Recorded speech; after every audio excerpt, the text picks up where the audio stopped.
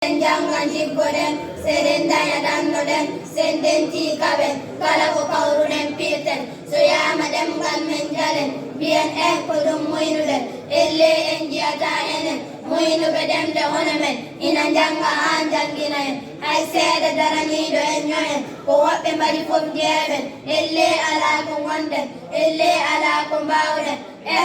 ina rewenen, soya den chaluden, soya jangen purjinen, dengal men no sofen ala fof ko gimmaniɗen no mbaɗen ni no welien ko ngamela tan rewen ha dada den jebbiliɗen dadaɓe ngabbaki monden koni ngare bamen koni ngare pirten aduna hande jangen wota en barde koye men demgal aada e pina men pullo fof ko hono men jaɓɓo e caliɗo jiiden koye laana wota wonde so pular muuri muuren so pular maayi mayden ko yiyanta gandal gonɗen ɗemɗe mawɗe ina cati en kono ko ɗemɗe hone men liggade ha ndewi en wota pulkitoɗen puuyen ɗemgal men no sohli en janngude e janginɗo nderɗen hakkele ñolngol guitten ngaɗen jehen gabbuɗen wonɓe yeeso parata en wondini koɓe giɗa ngaɗen peeje maɓɓe weɗa eɗen keeɗe caggal ndenen wota puuten koye men sen janngani ɗemgal men hay goto jannganta en joni holto paaɗen